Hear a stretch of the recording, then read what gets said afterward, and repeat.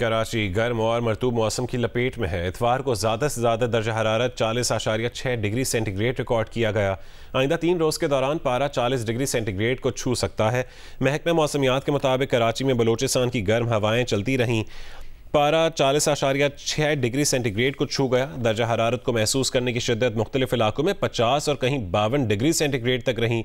महकमे मौसमियात के मुताबिक कराची में आइंदा 3 रोज़ के दौरान मौसम गर्म और मरतूब रहेगा। दर्जा हरारत 38 से 40 डिग्री सेंटीग्रेड तक रहने का इम्कान है, जबकि दिन में बलोचिस्तान की गर्म हवाएं चलेंगी। रोज़ाना शाम में समुद्री हवाएं बहाल होने का इम्कान है।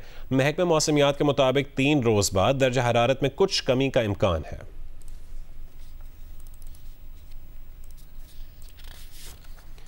सिंध के बेशतर मकामात पर आज से मौसम मजीद गर्म होने का इम्कान है। जैकबाबाद, दादू, लाड़काना, शिकारपुर और दीगर अजला में दिन के औकात में दर्जा हरारत 46 से 48 डिग्री सेंटीग्रेड तक पहुँच सकता है।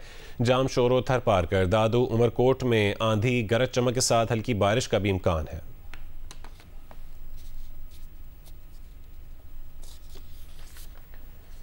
सऊदी अरब में हज की अदायगी के दौरान 1301 हुज्जाज की अमवात हुई है। सऊदी वज़ीर सेहत फ़हद बिन अब्दुल रहमान का बयान सामने आ गया है। कहा कि अमवात मुनासिब पनागाह ना होने और आराम किए बगैर तेज़ धूप में तवील फासले तक पैदल चलने की वजह से हुई। जाँ बहक हुज्जाज में मुतादिद मुअम्मर और दायमी बीमारियों में मुब्तला अफराद भी शामिल हैं। 83% अमवात उन हुज्जाज की हुई जो इजाज़त के बगैर हज में शामिल हुए थे।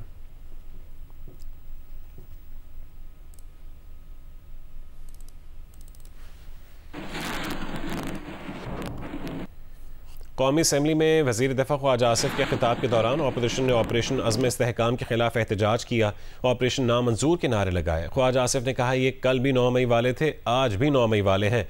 अपने मफादात के लिए रंग बदलते हैं, पाँव पड़ते हैं, बाप बनाते हैं। इनका लीडर भी कभी ताहयात एक्सटेंशन देता था, कभी गालियाँ देता था।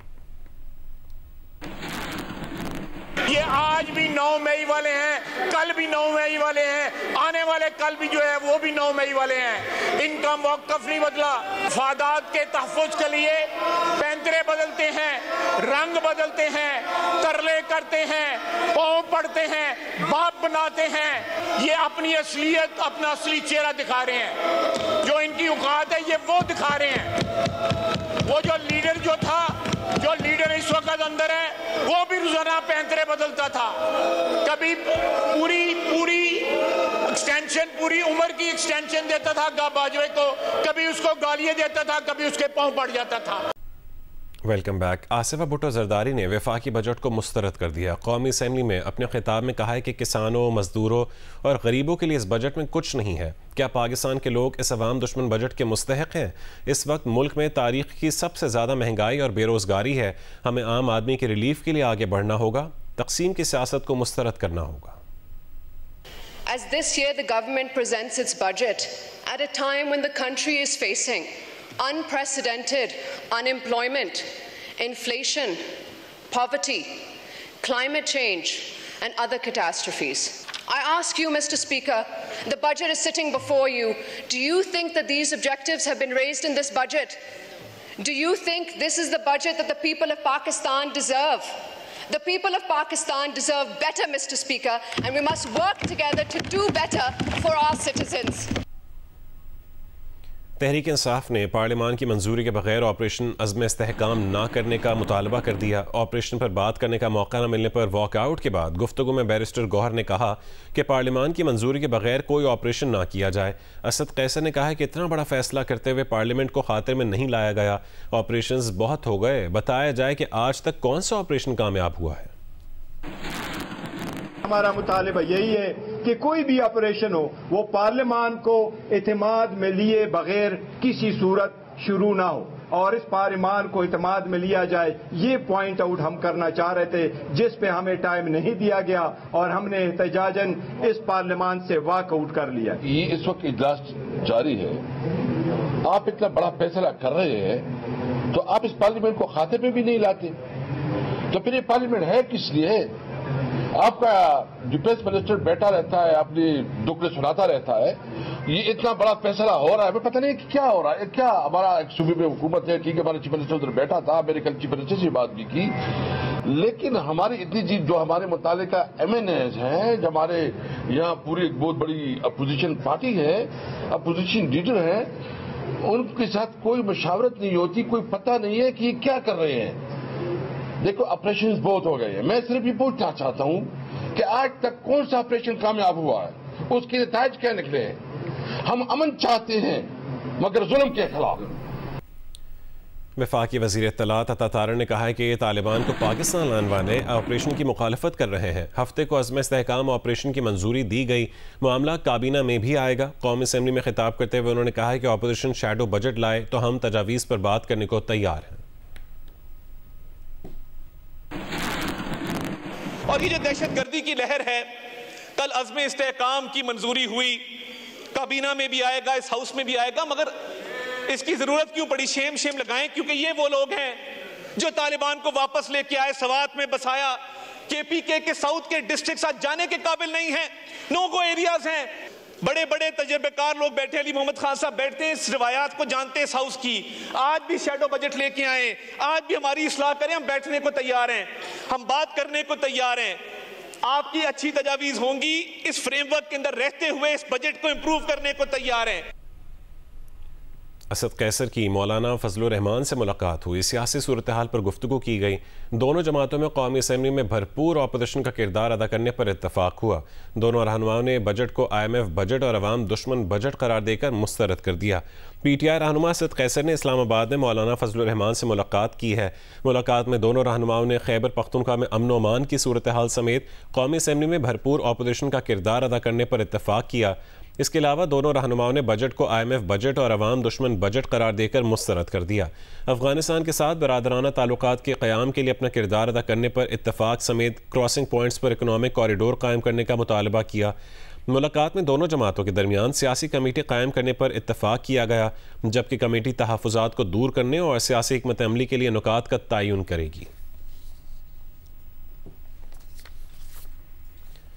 स्वात के इलाके मदीन में ज़ेर हिरासत शख्स को थाने से निकाल कर जिंदा जलाने और थाने पर हमले के इल्ज़ाम में 23 अफराद को गिरफ्तार कर लिया गया है। गिरफ्तार अफराद के खिलाफ थाने पर हमले और जलाओ घिराव का मुकदमा पहले से दर्ज था। पुलिस का कहना है कि वाक़ये में मुलविस मजीद अफराद की गिरफ्तारी के लिए छापे मारे जा रहे हैं। पुलिस के मुताबिक मदीन वाक़ये में मुलविस गिरफ्तार अफराद को तहक़ीक़ात के लिए नामालूम मकाम पर मुंतकिल कर दिया गया है, जबकि मजीद मुलज़मान की गिरफ्तारी के लिए छापे मारे जा रहे हैं।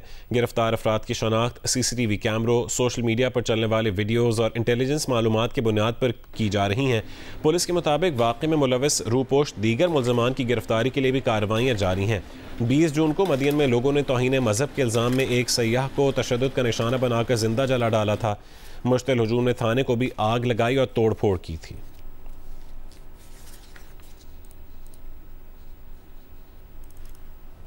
वज़ीर दिफ़ा ख्वाजा आसिफ ने कौमी असम्बली में खिताब करते हुए कहा है कि इस मुल्क में कोई अक़लियत महफूज नहीं है, मुसलमानों के छोटे फ़िक्रे महफूज नहीं है। कौमी असम्बली में खिताब करते हुए ख्वाजा आसिफ ने कहा है कि आइन में अक़लियतों को तहफ़्फ़ुज़ दिया गया, मगर कभी कोई गिरोह स्वात में कत्ल करता है, कभी सरगोदा में कत्ल करता है।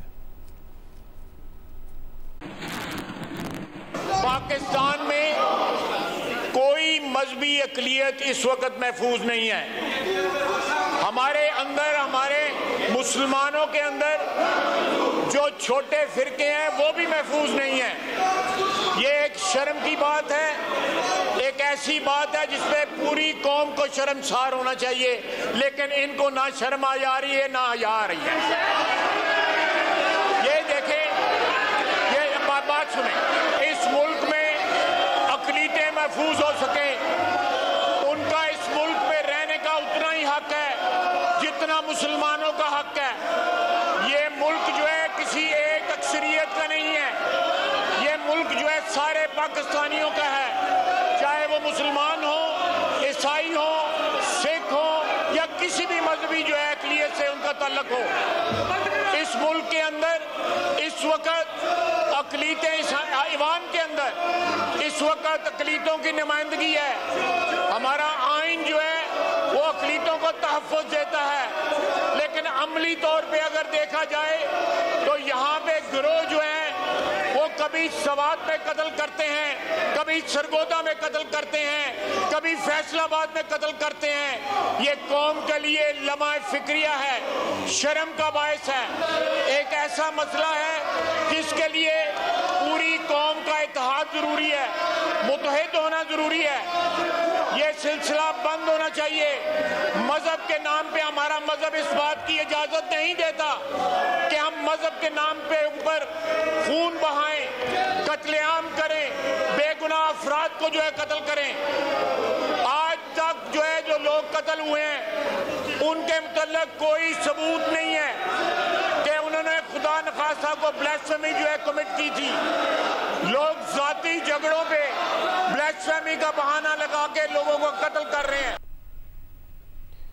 कौमी असम्बली ने स्वात में हुजूम के हाथों कत्ल के खिलाफ करारदाद कसरत राय से मंजूर कर ली है। वफाकी वज़ीर क़ानून आज़म नज़ीर तारड़ की पेश करदा करारदाद में कहा गया कि वफाकी और सूबाई हुकूमतें अक़लियतों के तहफ़्फ़ुज़ को यकीनी बनाएं, अक़लियतों के खिलाफ वाक़यात में मुलव्वस अफराद के खिलाफ कार्रवाई की जाए।